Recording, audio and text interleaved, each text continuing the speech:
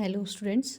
तो आज हम करेंगे aldehyde ketones and carboxylic acid in class 12th organic chemistry.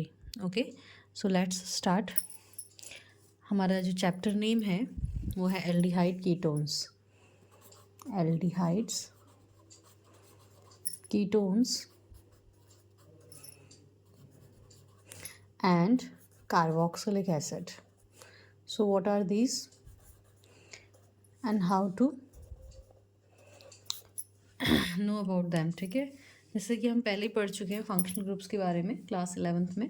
तो एल्डिहाइड कीटोन्स क्या होते हैं, देखिए first we have aldehydes. Okay, इन सब में जो है एल्डिहाइड कीटोन्स और कार्बोक्सिलिक एसिड जो हैं इनमें ग्रुप होता है कार्बोनिल ग्रुप, जिसे हम कहते हैं C+O। कार्बन की वैलेंसी 4 होती है, 1 2 3 4। तो 2 वैलेंसी अभी फ्री छूटी हुई है, किससे जुड़ेंगे ये हम देखेंगे।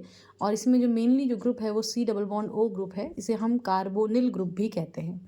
ठीक है, और ये कार्बोनिल ग्रुप जो है इन सभी में प्रेजेंट होता है, एल्डिहाइड में भी, कीटोन्स में भी और कार्बोक्सिलिक एसिड्स में भी। तो इस कार्बोनिल ग्रुप सब में प्रेजेंट है, लेकिन इस ग्रुप में जो हमने ये वैलेंसी छोड़ी हुई है इनसे क्या क्या अटैच होगा उसके अकॉर्डिंग एल्डिहाइड, कीटोन्स और कार्बोक्सिलिक एसिड्स के बारे में हम पढ़ेंगे।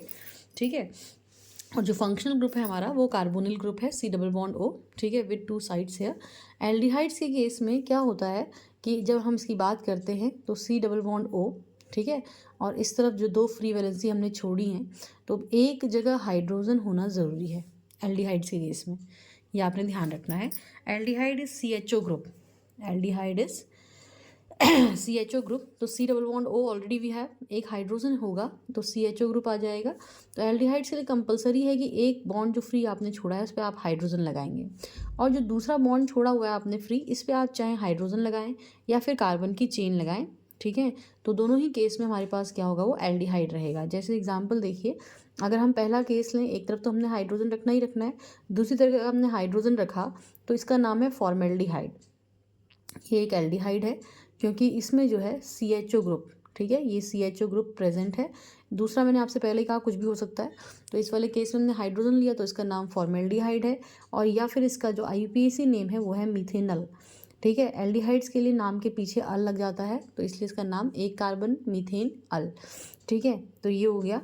और अगर हम इसका दूसरा मेंबर देखें तो दूसरी कैटेगरी में हमारे पास देखिए क्या हो जाएगा, आपने CHO ग्रुप तो रखना ही रखना है, लेकिन अब की बार हम क्या कर सकते हैं, यहाँ पे हाइड्रोजन की जगह कार्बन की चेन लगा सकते हैं। तो अगर हमने केवल एक कार्बन की चेन लगाई तो यह है CH3CHO। ठीक है, इसका फॉर्मूला क्या हो जाएगा, ये आपका HCHO हो जाएगा।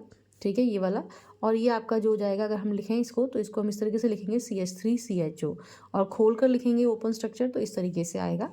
और यहाँ पर 2 कार्बन है और ये कार्बन जो है गिना जाता है IUPAC नोमेनक्लेचर में, तो इसलिए इसका नाम जो है, इसका नाम हो जाएगा, IUPAC नाम हो जाएगा इथेनल, और वैसे इसका नाम जो है कॉमन नेम है एसिटल्डिहाइड।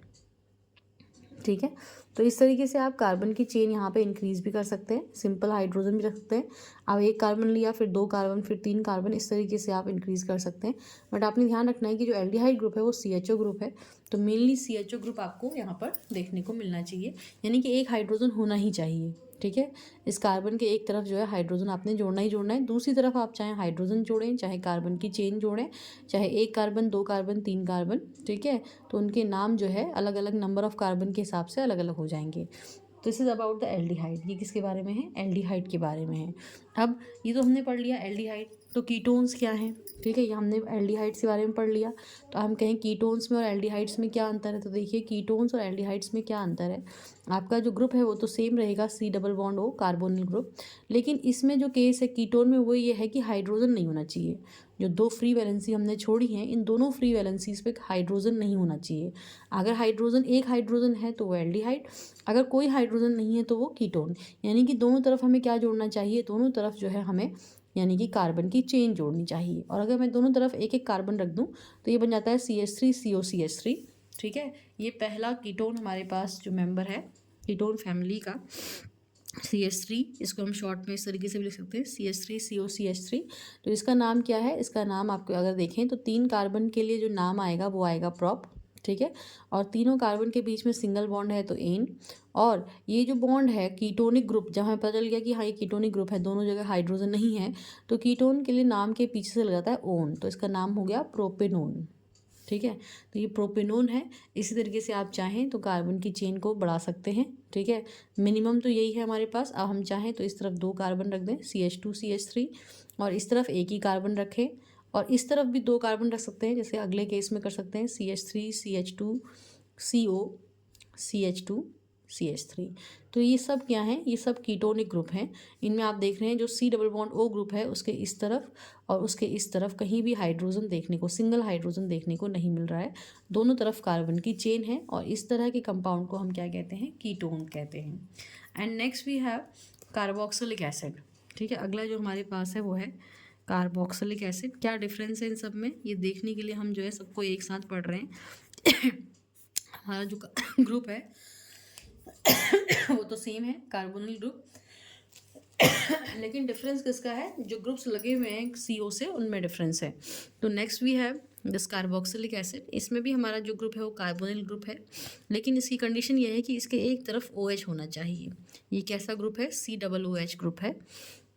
इसलिए जो है आप देख रहे हैं COOH, तो COOH ग्रुप होना चाहिए, यानी कि एक तरफ OH ग्रुप लगाना चाहिए, CO पहले से है, और दूसरी तरफ आपकी मर्जी है, आप हाइड्रोजन और कार्बन की चेन दोनों लगा सकते हैं, ठीक है। तो अगर हम इसमें पहला केस लें कि हम इसमें हाइड्रोजन लगाना चाहें, तो सबसे पहला मेंबर है ये कार्बोक्सिलिक एसिड का, इसका नाम है मीथेनोइक एसिड। मैथ का मतलब एक कार्बन, एन का मतलब सिंगल बॉन्ड, और ओइक एसिड जो है इसके नाम के पीछे लगता है IUPAC में, when it is a carboxylic acid group, जब ये कार्बोक्सिलिक एसिड ग्रुप हो तो, ठीक है।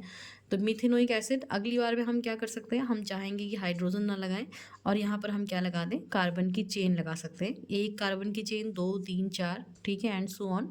तो इसका नाम 2 कार्बन है, देखिए, तो 2 कार्बन के लिए इसका नाम हो जाएगा इथेनोइक एसिड। ये इसका IUPAC नोमेनक्लेचर है, ठीक है। वैसे आपको पता है कि ये क्या होता है, एसिटिक एसिड होता है, ठीक है। Common name is acetic acid. इसका जो कॉमन नेम है वो है फॉर्मिक एसिड, ठीक है। तो ये कॉमन नेम से भी आता है कई बार, और इनके IUPAC नेम से भी आ सकता है। तो इम्पॉर्टेंट क्या है, इम्पॉर्टेंट ये है कि जब आप पेपर देंगे तो पेपर में आपके पास इसके जो रिएक्शंस हैं वो बहुत इंपॉर्टेंट रिएक्शंस हैं, तो वो आपके पेपर्स में आ सकती हैं, ठीक है। तो ये आपने देखना है कि IUPAC नोमेनक्लेचर जो है इनका किस तरीके से होता है। और ऐसे ही अगर हम चाहें तो बेंजीन पर भी इन ग्रुप्स को लगा सकते हैं। जैसे अगर मैं ये एल्डिहाइड ग्रुप जो हमने लिखा है ना इस तरफ वाला, तो अगर हम चाहें, अगर इसको एल्डिहाइड ग्रुप को अगर हम बेंजीन पे लगाएं, तो आपको पता है बेंजीन इज C6H6 है ना, इस पे इस तरीके का ग्रुप होते हैं। तो इस पर अगर CHO लगा दें तो ये बेंजल्डिहाइड हो जाएगा। ये क्या हो जाएगा, बेंजल्डिहाइड हो जाएगा, ठीक है। बेंजीन पर एल्डिहाइड ग्रुप लगा। अगर आप बेंजीन पे कीटोनिक ग्रुप लगा दें, तो बेंजीन पे कीटोनिक ग्रुप लगाने का मतलब यही है कि इस पर COCH3 ग्रुप लगाइए आप, ठीक है। ये CO और ये CH3 और एक तरफ आपने बेंजीन लगा दी, तो ये आपके पास है एसिटोफिनॉन, इसका जो कॉमन नेम, ठीक है, एसिटोफिनॉन। तो ये आपके पास कीटोनिक ग्रुप आ गया बेंजीन पर। और लास्ट जो आपके पास यहाँ पर है, इसमें आप बेंजीन पर क्या लगा सकते हैं, बेंजीन पर जो है आप लगा सकते हैं COOH, यानी कि कार्बोक्सिलिक एसिड ग्रुप, और इसका नाम हो जाएगा बेंजोइक एसिड, ठीक है। सो ये नोमेनक्लेचर है ना, किस तरीके से आपको जो है तीनों ग्रुप्स देखने को मिलते हैं। What is the difference between these three, इन तीनों में जो बेसिक डिफरेंस है वो आपको देखने को मिलता है यहाँ पे, ठीक है। Now we will do the preparation of aldehydes. अब हम क्या करेंगे, एल्डिहाइड्स की प्रिपरेशंस करेंगे। So how to prepare aldehydes here, किस तरीके से एल्डिहाइड्स को बनाया जाएगा, ठीक है। सो एल्डिहाइड्स को बनाने की प्रिपरेशन जो हम करते हैं, एल्डिहाइड्स आपको पता है कि इनमें CHO ग्रुप है, ठीक है। एल्डिहाइड्स की प्रिपरेशन किस किस से की जा सकती है, ये इंपॉर्टेंट रिएक्शंस हैं, कई बार रिएक्शंस के रूप में भी आ जाती हैं, ठीक है। तो फर्स्ट जो हमारे पास ऑप्शन है वो है फ्रॉम एल्कोहल्स, ठीक है। एल्कोहल्स आपने पहले पढ़ लिया है, तो एल्कोहल्स में आप सबको पता है कि कौन सा ग्रुप होता है। एल्कोहल्स में जो ग्रुप होता है वो होता है OH ग्रुप, ठीक है। इस OH ग्रुप को हमको किस में बदलना है, इस OH ग्रुप को हमको CHO ग्रुप में बदलना है। तो ये हमारा टास्क है, ठीक है। तो किस तरीके से बदलेंगे ये देखना है हमने। आप देख रहे हैं कि यहाँ पर OH तो है ही है, यहाँ पर CHO है, इस तरीके से हमने लिखा गया है। तो कैसे कैसे चेंज कर सकते हैं ये देखना है हमने। या हम कहें OH को CHO में बदलना है कह लीजिए, या फिर कह लीजिए पर्टिकुलरली अल्कोहल्स में जो है ये ग्रुप इंट्रोड्यूस करना है, लेकर आना है, कैसे लेकर आएंगे। तो पहला एग्जाम्पल हमारे पास इस तरीके से है। तो फर्स्ट एग्जाम्पल जो हम देख रहे थे आपका, ठीक है, फ्रॉम अल्कोहल्स जो है प्रिपरेशन का, इस केस में आप देखिए इसका ऑक्सीडेशन कर सकते हैं हम विद ऑक्सीडाइजिंग एजेंट। तो ऑक्सीडाइजिंग एजेंट कौन कौन से हैं हमारे पास, हम कोई भी अल्कोहल ले सकते हैं लाइक CH3 CH2OH। इस अल्कोहल की जो है हमने ऑक्सीडेशन करना है। इसका ऑक्सीडेशन जो है हम किससे कर सकते हैं, ऑक्सीडाइजिंग एजेंट से कर सकते हैं। तो आप कुछ ऑक्सीडाइजिंग एजेंट्स के नाम याद रख सकते हैं, K2Cr2O7 potassium dichromate in presence of H2SO4 यानी कि एसिडिक मीडियम में, और KMNO4 a very good oxidising agent. ठीक है, तो या तो ये इस्तेमाल करेंगे या ये इस्तेमाल करेंगे, इन दोनों के इस्तेमाल से अलग अलग जो है क्या हो जाएगा, इसका ऑक्सीडेशन हो जाएगा। और यहाँ पर जो CH2 ग्रुप आप देख रहे हैं, यहाँ पर ऑक्सीजन इंट्रोड्यूस होगा। ठीक है, और हमारे पास क्या बन जाएगा, हमारे पास बन जाएगा CH3CHO एसिटाल्डिहाइड बन जाएगा, और ये OH ग्रुप यहाँ से रिमूव हो जाएगा। ठीक है, तो यहाँ से जो है ये बनाने की विधियाँ हैं कुछ। ठीक, ऐसे ही हम सेम काम और कर सकते हैं, ऑक्सीडेशन कर सकते हैं। और उस केस में जो ऑक्सीडाइजिंग एजेंट हमारे पास है वो PCC पिरिडीनियम क्लोरोक्रोमेट है। सेम रिएक्शन हो सकती है, तो आपने एक नाम याद रखना है, PCC पिरिडीनियम क्लोरोक्रोमेट। ठीक है, इन प्रेजेंस ऑफ CH2Cl2। तो यहाँ पर एक ऑक्सीडाइजिंग एजेंट ये है, एक ये है और एक ये है, 3 ऑक्सीडाइजिंग एजेंट हैं which will do the same work, जो एक जैसा काम करते हैं। ठीक है, इसके अलावा हम जो है प्राइमरी अल्कोहल्स का जो है ऑक्सीडेशन कर सकते हैं। प्राइमरी अल्कोहल्स का ऑक्सीडेशन कैसे किया जाता है, देखिए प्राइमरी अल्कोहल्स का ऑक्सीडेशन किया जा सकता है। Primary alcohols you all know, जिसमें हमारे पास जो कार्बन OH से जुड़ा हुआ है, ठीक है, वो एक ही चेन से जुड़ा रहे, तो उसे हम जो है प्राइमरी अल्कोहल कहते हैं, CH3CH2OH। और अगर हम, ठीक है, इसको एल्डिहाइड में चेंज करना चाहते हैं तो हमने यहाँ पर क्या लेना है, copper metal at 573 kelvin temperature. यह आपके पास काफ़ी आ जाता है कई बार, ठीक है, आपके पेपर्स में। तो यहाँ पे भी क्या बन जाएगा, CH3CHO। ठीक है, इसी CH2 ग्रुप को ये बार बार चेंज करेगा CHO ग्रुप पे। तो ये आपके पास आ गया, यहाँ से OH रिमूव हो जाता है इन फॉर्म ऑफ वाटर, तो यहाँ से जो है वाटर की फॉर्म में ही निकल जाएगा, या H2 की फॉर्म में। यहाँ पर तो H2 की फॉर्म में निकलता है, ऊपर वाले केस में वाटर की फॉर्म में निकल जाता है। ठीक है, तो ये तो आपको साइड प्रोडक्ट्स आपको इतना वो नहीं है, बट आपको पता होना चाहिए किस तरीके से रिएक्शंस हो रही है। And the next is very very important, पहले 2 केस आपने देख लिए। Next is ozonolysis. ओजोनोलाइसिस, ठीक है, ओजोनोलाइसिस वेरी इंपॉर्टेंट इसलिए है, ये रिएक्शन आपने क्लास 11th में भी पढ़ी है। एल्कीन्स का ओजोनोलाइसिस करते हैं हम, तो एल्कीन्स की ओजोनोलाइसिस से भी जो है क्या हो सकता है, आसानी से जो है प्रोडक्ट बन सकता है। तो एल्कीन्स का ओजोनोलाइसिस करके देख लेते हैं, आप लोगों ने पहले भी किया होगा। ठीक है, तो आप किसी भी तरह के एल्कीन्स को ले सकते हैं। तो हम यहाँ पे एक एल्कीन ले रहे हैं, CH3CH डबल बॉन्ड CH2। इसकी रिएक्शन कराते हैं ओजोन से, तो हमारे पास पहले एक क्या बनता है, ओजोनाइट बनता है। इसमें ऑक्सीजन इन दोनों के बीच में जो है एक साइक्लिक फॉर्म में जो है अटैच हो जाता है, तो CH3CHO CH2 डबल बॉन्ड हट जाता है, ऑक्सीजन, इस तरीके से एक ओजोनाइट फॉर्मेशन होता है। ठीक है, या साइक्लिक स्ट्रक्चर बन जाता है। इसके बाद जो है इसकी रिएक्शन किससे कराते हैं हम, इसकी रिएक्शन हम कराते हैं जिंक से।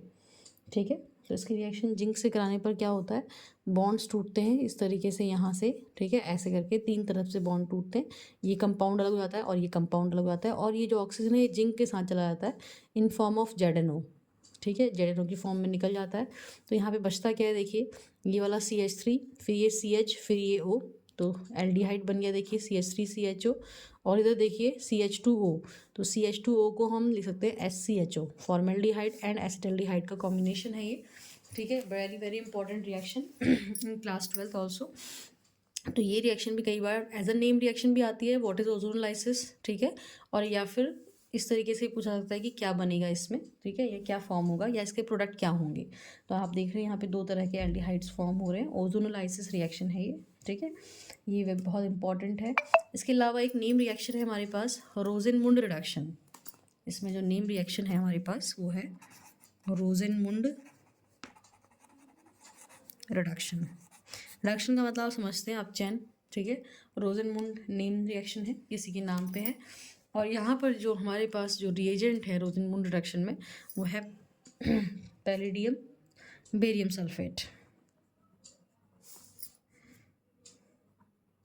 ठीक है, तो पैलेडियम बेरियम सल्फेट जो है ये हमारा अभिकर्मक है, हमारा जो है रिएजेंट है।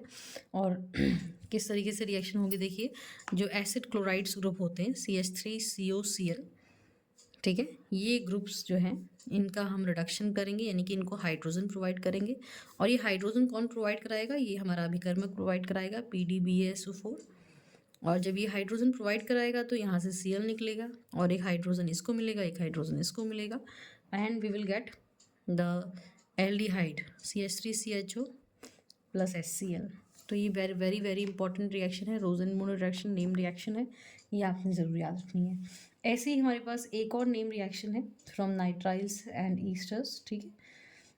यहाँ पे भी रिडक्शन होता है लेकिन नाइट्राइल्स का रिडक्शन होता है, ठीक है। तो इसे स्टिफन रिडक्शन कहते हैं, स्टिफन रिडक्शन है ये। नेम रिएक्शन सभी इंपॉर्टेंट हैं, ये एज अ नेम रिएक्शन भी आ सकती है डायरेक्टली, या फिर इनडायरेक्टली जो है आपको आएगा कि व्हाट विल फॉर्म, प्रोडक्ट क्या बनेगा, ठीक है, और या फिर गिव द प्रोडक्ट, ऐसे तरह से भी आ सकता है। तो नाइट्राइल्स के केस में देखिए, नाइट्राइल्स होते हैं CH3CN, C और N के बीच में ट्रिपल बॉन्ड है, ठीक है, और इसकी रिएक्शन हमने जो है करानी है किससे, SnCl2 प्लस HCl से। SnCl2 प्लस HCl क्या प्रोवाइड कराएगा, हाइड्रोजन, रिडक्शन चल रहा है, तो हमारा जो रिएजेंट है वो है SnCl2 प्लस HCl, ठीक है, जो कि क्या प्रोवाइड कराएगा, H2 प्रोवाइड कराएगा, और हाइड्रोजन जो प्रोवाइड कराएगा यहाँ पे इसको, तो यहाँ पे पहले क्या बनेगा, देखिए पहले तो ये डबल बॉन्ड टूटेंगे यहाँ पे ना, और यहाँ पर जो है एक कॉम्प्लेक्स ऐसा बनेगा, that is CH3CH double bond NH dot HCl। ये जो HCl है, इसके बाद हम इसका करेंगे, पानी से रिएक्शन कराएंगे, तो ये बॉन्ड यहाँ से टूटेगा, ठीक है, and we will gate CH3CHO, हमें मिलेगा एल्डिहाइड, ठीक है, और प्लस जो है आपका यहाँ से जो NH4Cl है वो निकल जाएगा। तो ये जो NH और Cl और यहाँ से जो भी इसको हाइड्रोजन मिलेंगे तो वो किसके रूप में निकल जाएंगे, NH4Cl के रूप में यहाँ से निकल जाएंगे। तो ये भी एक रिडक्शन रिएक्शन है which helps in the production of what, in the production of aldehydes, ठीक है। तो एल्डिहाइड्स बनाने के लिए हम इन रिएक्शंस का इस्तेमाल करते हैं। आज इस वीडियो में इतना ही, ठीक है। नेक्स्ट वीडियो में हम देखेंगे कि बेंजल्डिहाइड कैसे बनाया जाएगा, ठीक है, बेंजीन पर एल्डिहाइड ग्रुप कैसे इंट्रोड्यूस किया जाएगा, preparation of ketones, preparation of aromatic ketones, ठीक है, इसको हम देखेंगे नेक्स्ट वीडियो में। Thank you all of you, have a nice day.